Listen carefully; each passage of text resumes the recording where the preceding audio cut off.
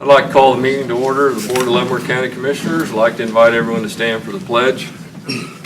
I pledge allegiance to the flag of the United States of America and to the republic for which it stands, one nation, under God, indivisible, with liberty and justice for all. I'd like to start with a moment of silence.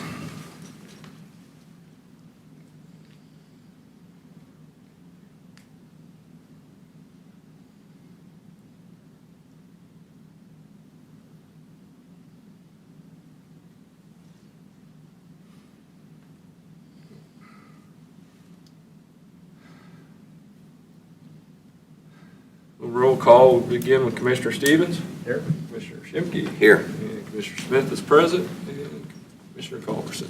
Here. Commissioner Cause is absent today, but she will be available by phone if we need her.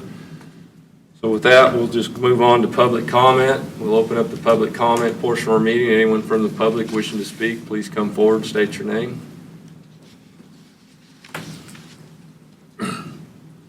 My name is Don Brown. I didn't know if I'd be able to speak or not, so I did put most of my comments in a letter form. If you don't mind, since I went to all that trouble of still passing I'd be glad to take your letter. I'll try to keep it short. I think most know me, but my name is Don Brown. Thank you. I'm here today to represent the Leavenworth Animal Welfare Society and the Hope Spay Neuter Clinic and the Hope Pet Rescue. I saw in the Leavenworth Times recently that the county commissioners had awarded grants to some 501c3s in the area that very much deserved it. One of the recipients was an animal shelter that accepts pets that have been surrendered by residents of the county, and they do a good job of what they do. The not-for-profit groups that I represent have a great impact, I feel, on the pet population in our county as well, by lowering the number of unplanned litters and affecting the welfare and health of many others. The Hope Spay Neuter Clinic opened in 2011 and has grown to an average of over 2,500 pets sterilized per year in the last 4 years. Leavenworth Animal Welfare Society is a separate entity, pays for more than 1,700 of these surgeries annually. It's free. They have a free spay and neuter program. All people have to do is ask and be a Leavenworth County resident, and they will pay for it. You can be driving a Rolls Royce or walking, but their goal, our goal, is to lower the number of unplanned litters.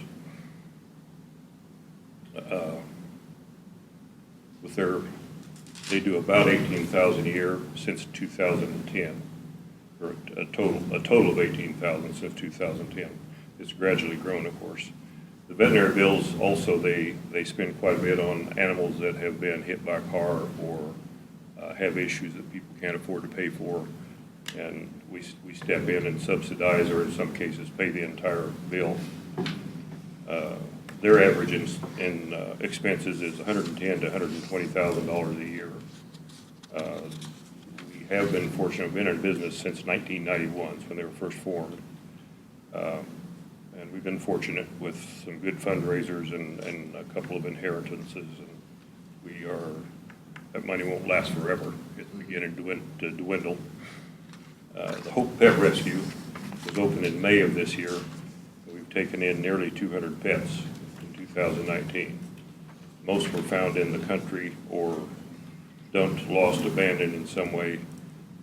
It's too early to tell what Hope's expenses will be since the pet rescue has only been open a few months, but it appears those expenses will exceed $350,000 per year.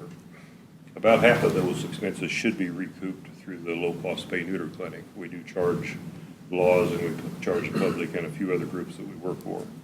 So we will recoup some of it that way, but that still leaves a big hole in the wallet.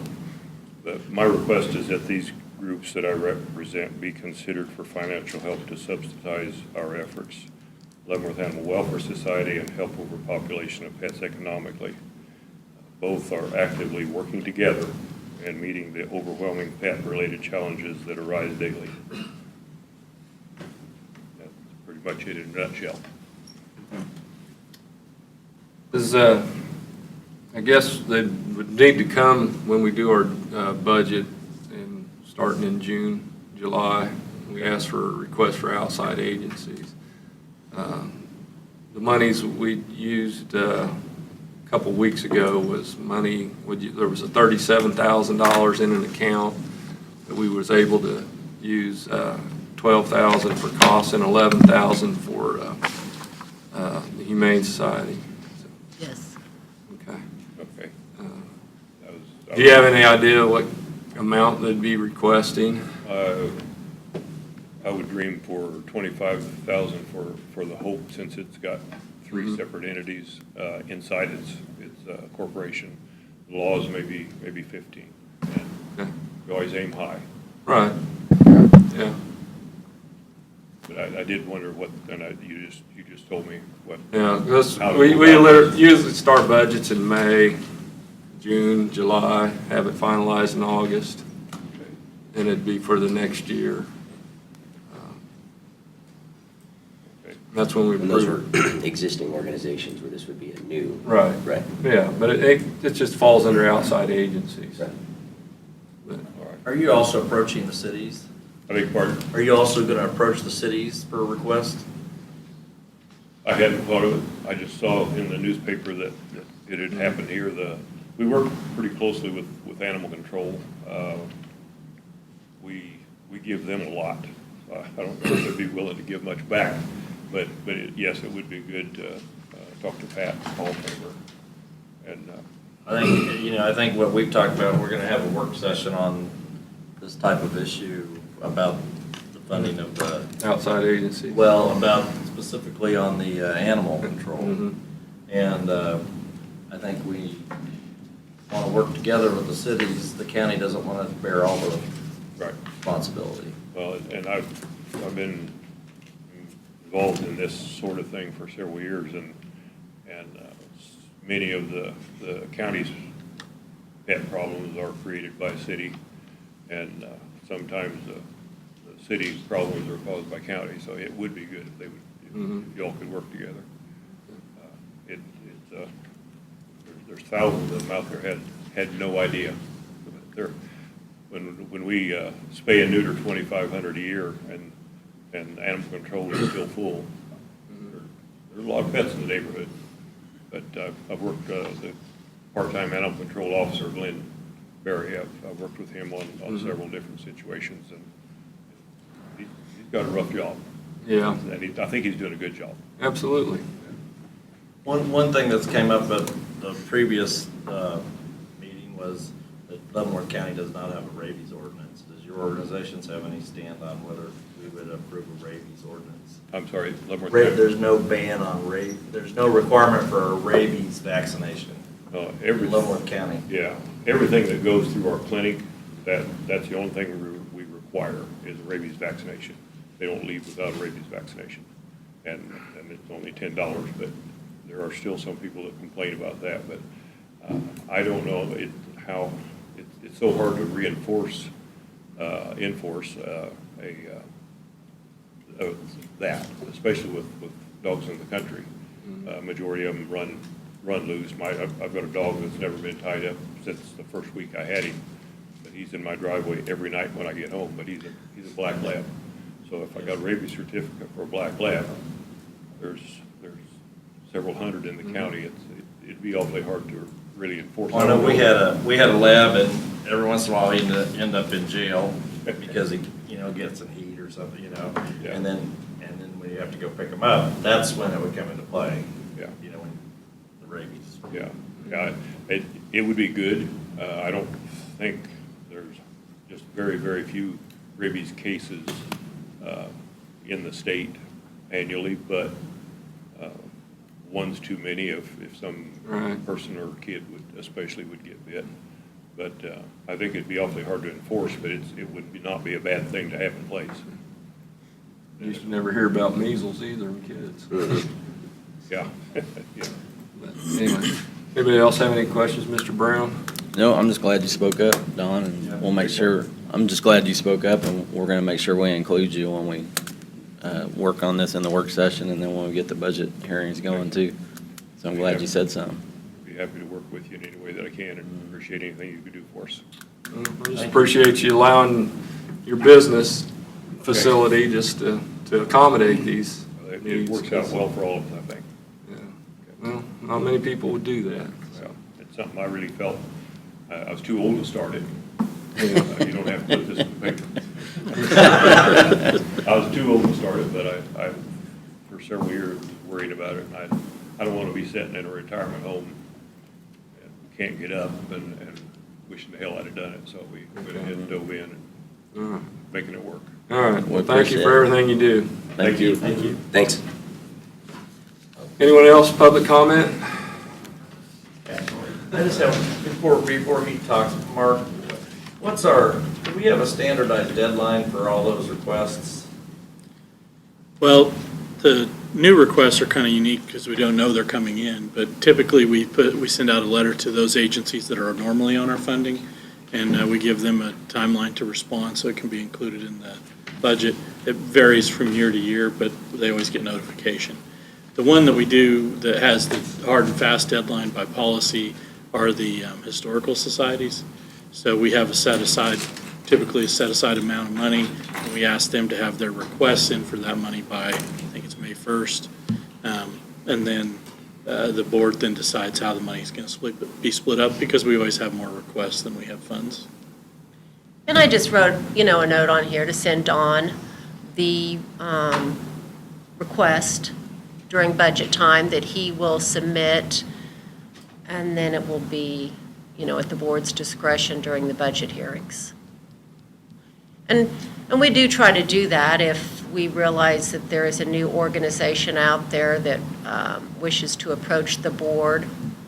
We try to get them a letter, giving them the opportunity to apply. Very good. Mr. Herring? Morning, Joe Herring, Herring Surveying, Morning. 305 North Fifth Street. Have two plats on the consent agenda, and don't know if we need to talk about it, but under staff recommendation, it says all fees, et cetera, have to be paid prior to recording, and I just want to make sure that both of these plats do not have a DIF fee, and that they will not be pulled up for that. We can discuss that at that time, or discuss both of them now. Let's talk about it before and when we do the consent agenda. This isn't on the consent agenda. Right. You want to talk about it, man? Mr. Chairman, you could speak about it now. I think since you'll be approaching that time very shortly, it'd probably be more appropriate to take it up. Is this for the Johnson Ridge and? They'd have to be removed from the consent agenda. If you're going to discuss it, you probably should remove it from the consent agenda first and then discuss it after you approve the consent agenda, then it would be discussed. So which one was it? Both of them. Just one So clarification. you need to remove them from the consent agenda, approve the consent agenda, and then address And go them as back the to next. it. Yeah. Okay, let's do that. Anyone else from the public? Seeing none, we'll close public comment and move on to administrative business. Any administrative business this time? I don't have any administrative business today. Okay. And we'll move on to the consent agenda. Have a motion to remove, I make a motion that we remove the two plats, Johnson Ridge and Fewens Acres, from the consent agenda, and then accept the consent agenda, other than that, as presented. have a motion and a second. Any further discussion on the removal of the two plats or any items on the consent agenda? Voting? Aye. Aye. Aye. Okay.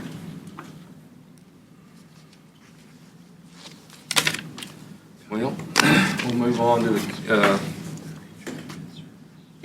we want to take care of the county clerk and then we'll go back to the other. However you fine. wish to proceed. is fine. Well, I know she's busy this time of year, really busy. I have two items. The first one would be Board Order 2019-9. This is transferring funds from special building Justice Center to the Capital Improvement Fund. This money would be designated for the Sally Port at the Justice Center. It's a simple transfer that we try to accommodate the different departments if they were unable to spend the funds in their budget. We do allow that transfer when it is for a Pacific project, and this is. And it would be a transfer of $16,000. Entertain a motion to approve that resolution.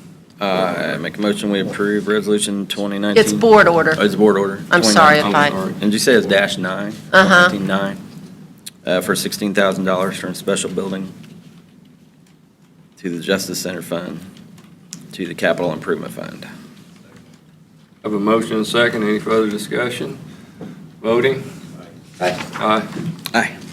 As part of that, not that it has to be approved, but I did want the board to know that we did several journal entries from the RIF and TIF funds for each township back to the sales tax. And so that was done last week. Also, there will be a journal entry done today reimbursing Kickapoo Township for the issue that we talked about earlier in the year. So just informational, but we did that. Okay.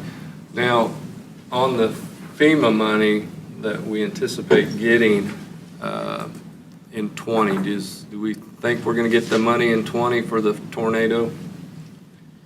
That, I really It could be don't. later than 20? It could be beyond 20. I think, we did not plan for it necessarily this year, just because it's so in flux when you're dealing with FEMA. And by the timeline they gave us, it should come in before the end of 20. But based on the fact that they're still haven't even accepted all of the presented expenses, I'm guessing it might be 21.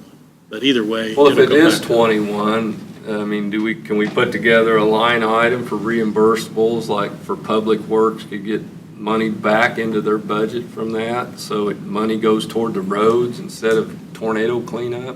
Well, the expenses that we had where they're coded, that's where the reimbursement will go back to. So if Okay. we coded those out of Road and Bridge, which most of them would have been out of Road and Bridge, they'll go back to Road and Bridge Fund. And it'll just go in, and it'll come in as a miscellaneous receipt, reimbursable type thing. So technically it can't be reimbursable because it's not the same year as the expenditure. Right. But it'll go back in as a miscellaneous receipt, and it'll be revenue for But the road. I think, Doug, your point or concern is that gap going to create our inability to complete either scheduled maintenance or improvements based on our, 2020 schedule? It won't impact our 2020 budget, because we didn't account for it, because we weren't sure that it was coming in. So it won't impact our 2020 budget. When it does come in, it'll just go in, like I said, as a miscellaneous receipt, which will lead to an increased cash carryover for the following year, and we can budget to spend it at that point. If any year, it hurt them this year. Yeah, 19 would have been the one we would have. That would have hurt. We're And good. but I mean, we'd it obviously still like impacts for it the to be carryover. made up for, Just hate to see money that's supposed to be spent on roads, spent on tornado cleanup, and The portion that we get reimbursed will go back to the fund that the expenditures were allocated out of. So it may not make them whole because we don't get 100% reimbursement. right, But it'll get pretty close. closer than we've been in the past, let's put it that way.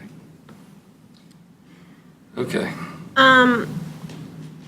My second is Resolution 2019-32. This is a gap waiver. It is required each year if the county does not fall under the GASB. We have signed this gap waiver since probably 2009. Does the board have any questions on this? It is a cost savings, Significant. significant Huge. cost savings. And it is, say, typical practice in most rural and smaller counties that Absolutely. Out of the 105 counties, I would imagine 4 possibly practice GAP, but There's even a higher percentage of cities that do the gap waiver in Kansas. And what did you say that the state auditing program is, or what did you call that? We have a modified accrual process that we use, that's the state allows, and most entities in the state of Kansas, probably 100% of them were doing up until maybe 15, 20 years ago, did the modified accrual basis. I won't go into too much of the details because it gets a little geeky, but the GAP is governmentally accepted, or not government, generally accepted accounting practices. It was a private sector thing. About 20 years ago, they started a real push to move it over into the public sector. It requires that we assign values to right-of-ways, to road signs, to the road bridges, any Culverts. infrastructure, and then start depreciating them. The problem that a lot of accountants and accounting people in the government side have with that is there's really no value to most of those things because you can't sell them. If you can't sell them, there's no real value. In fact, they're liabilities, not assets. So, but it's, I think Didn't GASB 34, is that what it was originally called? that was probably the one the roads. that came across was the roads and was where people really started to push back on this. But, there's a lot of people who came out and said, well, this helps with your investors. This lets them know what your true value is for the county. And I think based on our last bond issue, or temporary It's note not issuance, hurting you us can see any. that it doesn't hurt us to do the gap waiver. It doesn't change any of the accountability structure. It just changes how we report certain items. So. I think it originated as a statute because a city forgot to depreciate a sewer plant, and when they got 20, 30 years down the road and it needed to be replaced, they didn't have any money to replace it, and somebody said that's a really bad idea. Kind of like a roof on the Justice Center. Yeah. We So won't they go came there. up with the GASB 34 statute. And we've been exempting ourselves since 2009. But we amortize everything anyways. Everything's on an amortization schedule. Depreciation sounds so IRS. Commissioners, the acid test was just applied to you and you passed. Okay. People will lend you money. Yeah, as long as you pay it back. That's the big thing. And they have full faith that you will. But- Commissioner Culbertson's correct. If you operated a water system or a sewer system or some of the other facilities that a major metropolitan urban Or a municipal roof on the government might- Justice Center. Or a roof on a very large justice center, then it might be appropriate. It's not appropriate for you. Yeah, because E58 wouldn't have been depreciated out before we closed it and had to replace it. We went by what we were told on inspections. So, anyways, any more questions on the waiver? Then I'll entertain a motion to approve the resolution of the waiver.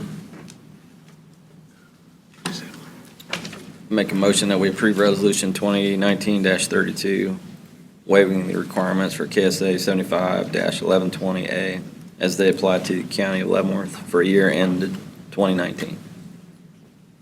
Second. Have a motion and a second. Any further discussion on the waiver? Voting? Aye. Aye. Aye. Thank you, Janet. All right, thank you, guys. Okay. Have a great day. Let's get them signed. Okay. Now we're, Because it wasn't considered.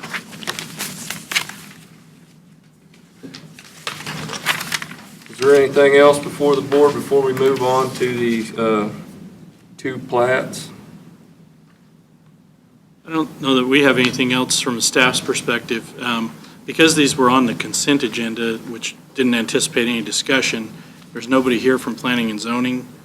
And I'm not 100% if Crystal's here this morning or not, but we probably, if we're going to discuss them, We'll call her. probably ought to have, See if she's there. see if Crystal's here and can come over and Okay. prepared to talk about it.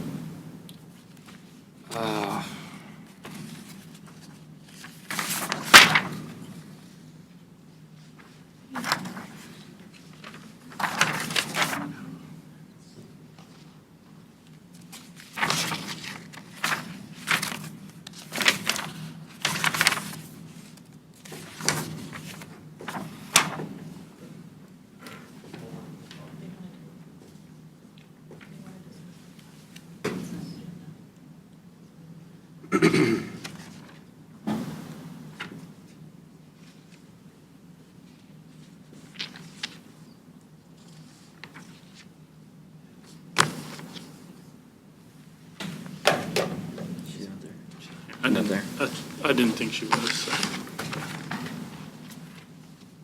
So is, She's here for like a 5-minute meeting, but she's not technically here.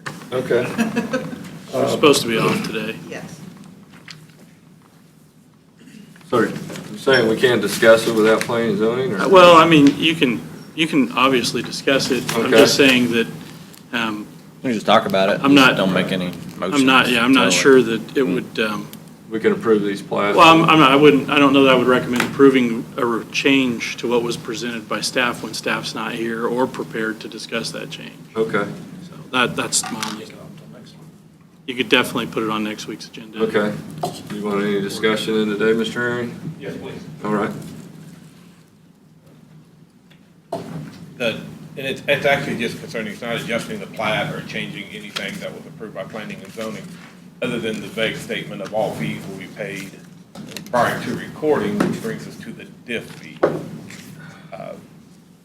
And in discussion of the diff fee, that Fewens Acres is a 2-lot subdivision, both lots have a house on it, so there's no diff fee involved in it, I just want to get that clarified Okay, in minutes. And Johnson's Ridge, its frontage is on K-32 K-32. and also Golden Road.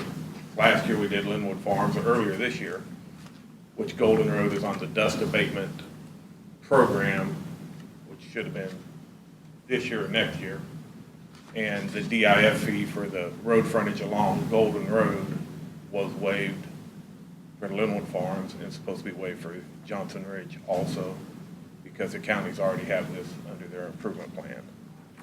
And I just want that clarified, so there's been some change in staff recently, both departments, Public Works and Planning and Zoning. I just don't want that to come back and then the clients have to pay those fees, or have to go through that discussion process. There's other plats that are in discussion currently, but these two, since they're going today, just want to make sure that's clear in the agreement, or the, I don't think it'd be a problem. And I think the original intent of paying ahead of time up front was actually for the taxes. Because when you change the legal description on a property, we had some issues where, say it's northwest quarter of section 10, then they plat it, and now it's lots 1 and 2. If they didn't pay the taxes, and then we allowed them to go ahead and plat it, but say the second half of the taxes were due on the northwest quarter, they lose track of that through the system that we had before on the taxes being paid. And so we had some problems with delinquent taxes coming up, where people that bought lot 1 and 2 bought the property, and the people that owned the northwest quarter never paid the second half of the taxes, walked away, and then the people that own now lot 1 and 2, taxes go with the property, not the person. But the legal description has changed. So the reason we came up with this paying ahead of time was mostly for the tax purpose, so that we didn't have that taxes aren't issue. in question. Yeah. Right. This is a DIF fee, just to make sure that they're not going to get hit with a DIF fee when they come in to record it. We've had some other projects that may not have been interpreted the same way as they were in the pre-application meeting that are in discussion right now, and I don't want these plats to have that problem. It's not a planning and zoning fee, it is a public works fee. And we don't have. How much is the fee, Jeff? It's undetermined, it was never discussed because it was supposed to be waived. I'm just clarifying that there is no DIF fee. It's $14 a foot per linear foot of the lot that's supposed to be there.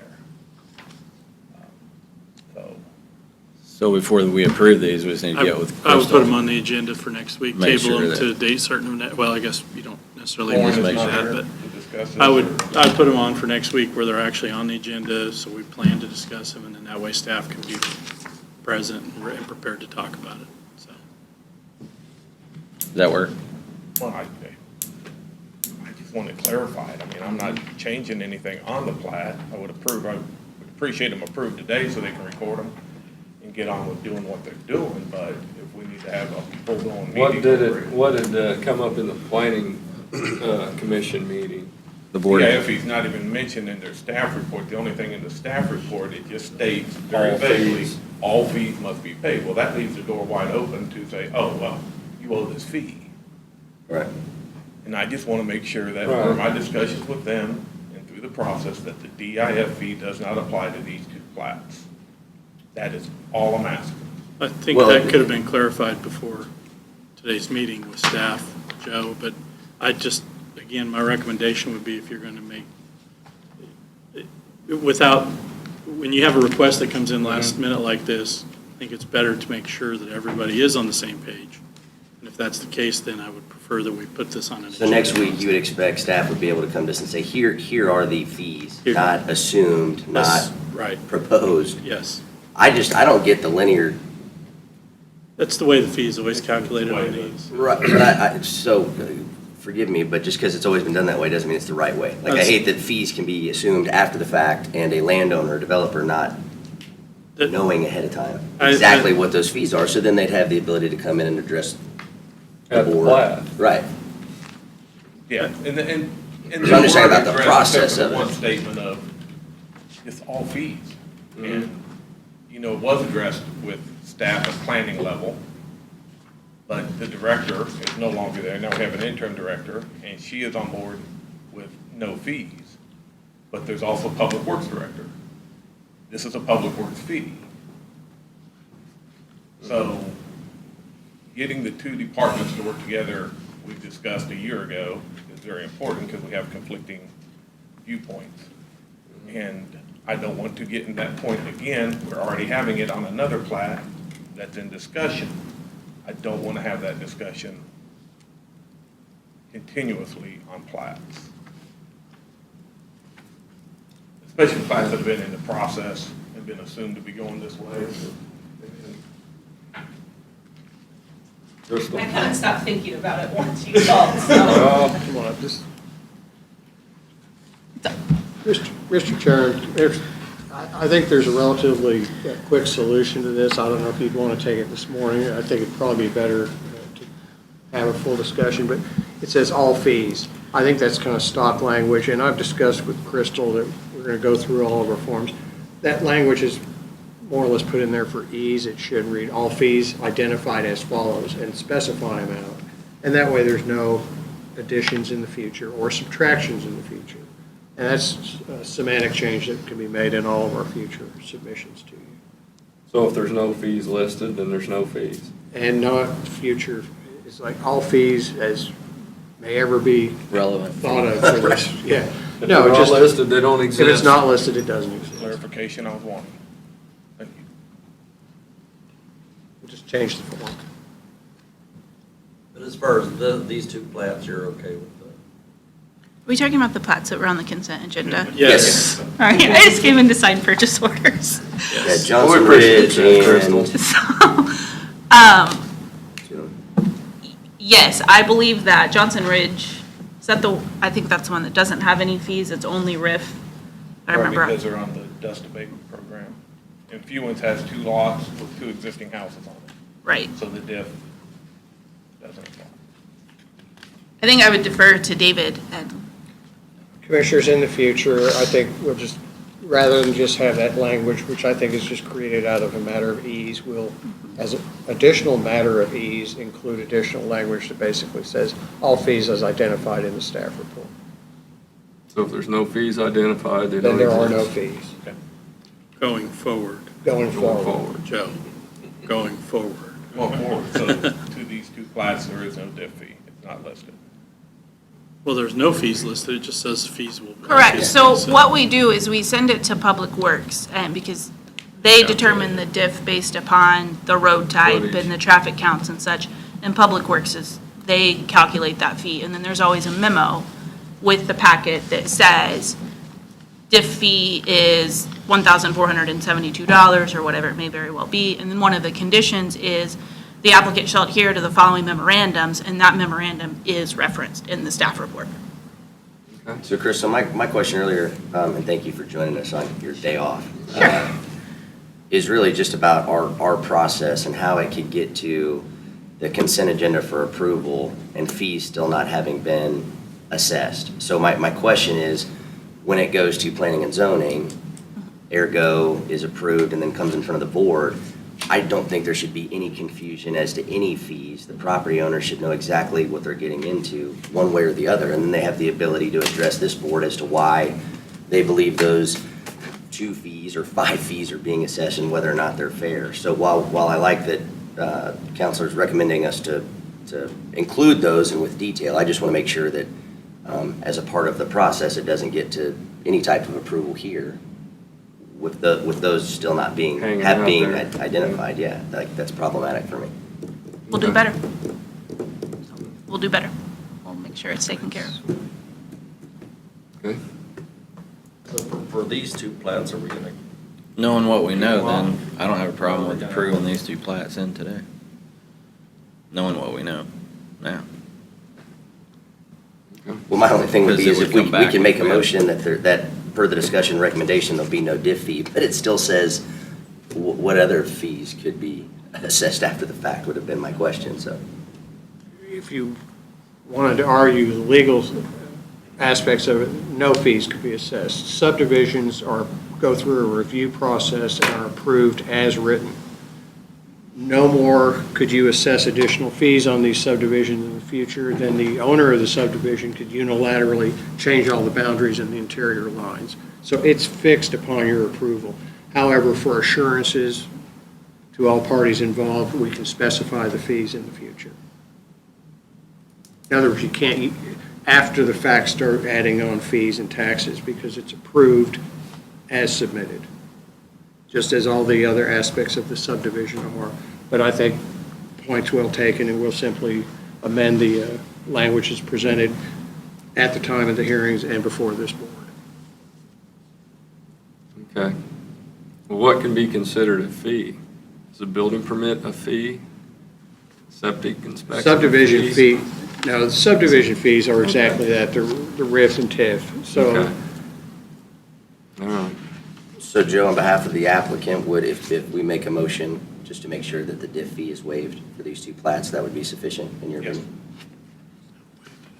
Required. Yeah, it's not required. It was never required. I don't think anybody ever told him it was required. He's just wanting clarification, so it's really not technically being waived. It's just that it's not required in this instance, which So we could just make a Yeah, motion to could have approve the been- plat. Okay. I think this was a solution looking for a problem that didn't exist. so you're not gonna be assessed a fee? That's all I wanted to hear. So if he it's said, so be done. consensus. So with all, so basically the only motion you need, the only motion you need is approve the plats. So I make a motion that we approve, can we do them together? Johnson Ridge? You gotta do them separate now. Separate. They're pulled off separate now, these. they're off of the consent Okay. agenda. I need a number. Just refer to the case.